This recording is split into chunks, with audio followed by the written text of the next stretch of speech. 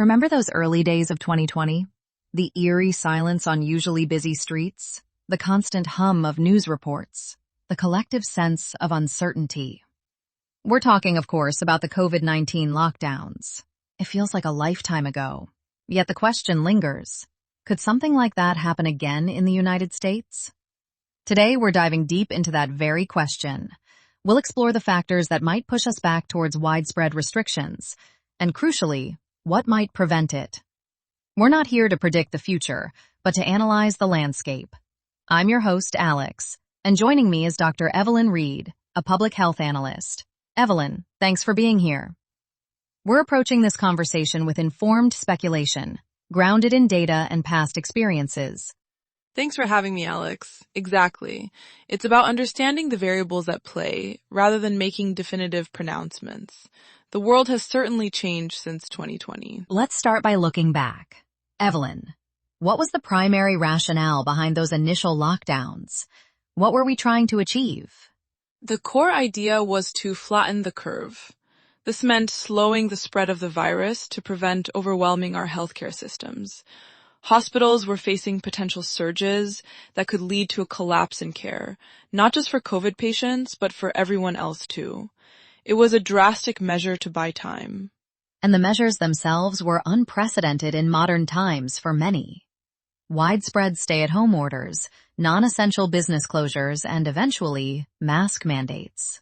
Absolutely. The immediate impacts were profound. On one hand, we saw a slowdown in transmission in many areas, and healthcare workers got a brief respite. But on the other hand, the economic fallout was immense. Job losses, business failures, supply chain disruptions.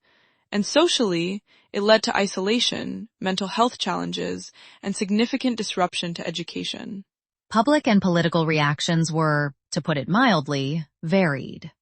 There was initial compliance driven by fear and a desire to do the right thing, but that eroded over time, especially as the economic pain became more apparent and questions arose about the effectiveness and fairness of the measures. So, with all that in mind, what's fundamentally different now compared to the spring of 2020?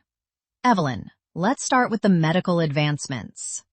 The biggest game changer has been vaccines. They've dramatically reduced the risk of severe illness, hospitalization, and death from COVID-19. Coupled with that, we now have effective antiviral treatments. Even for those who contract the virus, the outcome is often far less severe than it was initially. And that leads to increased population immunity, right? Both from vaccination and from prior infections. Precisely. We have a much higher baseline level of immunity across the population.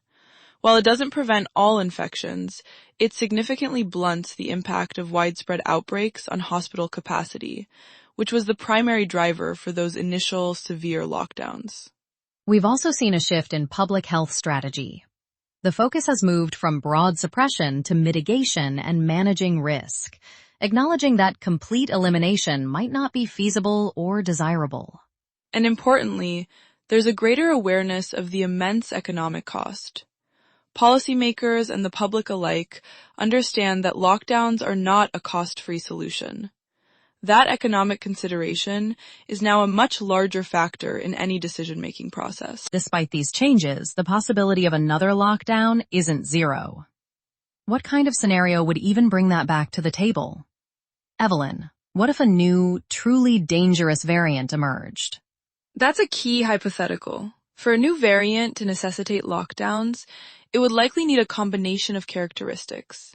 Significant immune escape, meaning it bypasses existing immunity from vaccines and prior infections, and a return to high levels of severity, comparable to or worse than the original strain. If it's just highly transmissible but mild, the calculus changes. So the ultimate trigger would likely be the real threat of healthcare system collapse, regardless of the specific pathogen. Exactly. If hospitals are once again overwhelmed to the point where basic care cannot be provided, governments might feel compelled to act drastically. This could be due to a new COVID variant, or even a novel pathogen entirely, something completely new and highly contagious with a significant mortality rate.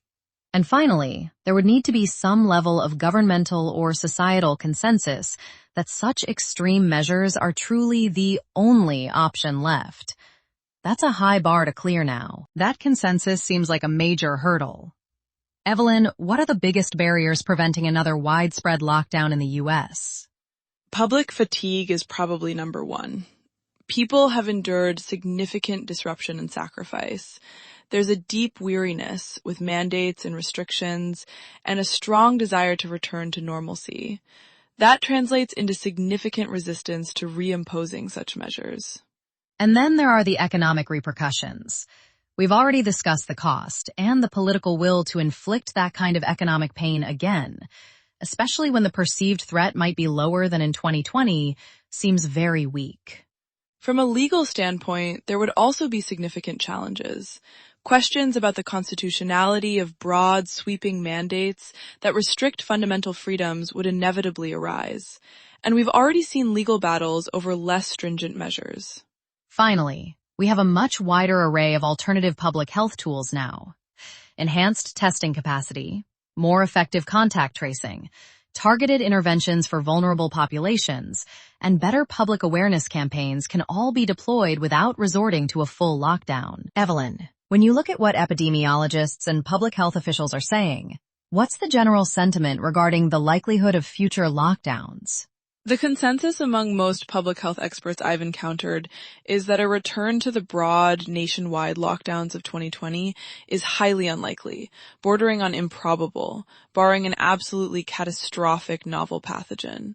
The focus has shifted to more targeted, adaptable strategies. Economic analyses also consistently highlight the negative impacts. Studies have shown that while lockdowns can temporarily reduce transmission, the long-term economic and social costs often outweigh the benefits, especially when compared to other interventions. Polling data from various sources since 2021 indicates a significant drop in public willingness to comply with strict mandates. Trust in governmental responses has also eroded for a substantial portion of the population, making widespread compliance for another lockdown extremely difficult to achieve. When we compare with other countries, even those that implemented strict measures, the long-term economic and social scars are evident. Few countries seem eager to repeat that experience unless facing an existential threat. So, bringing it all together, Evelyn, we've discussed the lessons learned, the current landscape, potential triggers for new restrictions, and significant barriers. What's your overarching conclusion on the possibility of another COVID-style lockdown in the U.S.? It's a complex picture. While the tools we have now, vaccines, treatments, better understanding, make a repeat of the 2020-style nationwide prolonged lockdowns highly improbable for known pathogens like COVID-19, we can't entirely rule it out. The possibility exists, but it requires a confluence of very specific, dire circumstances, likely involving a novel, extremely dangerous pathogen that overwhelms our current defenses. And if restrictions were to happen, would they even look like the old lockdowns? Or would they be more targeted? I suspect lockdown might be the wrong term. We'd likely see more targeted measures, localized restrictions if an outbreak occurs in a specific region, enhanced masking recommendations in high-risk settings, and a strong emphasis on vaccination and treatment availability. The era of blanket, nationwide shutdowns for a virus like COVID seems to be a relic of a specific, unprecedented moment. It's a relief to hear that, though preparedness for the unexpected remains key. Thank you, Evelyn, for this insightful analysis.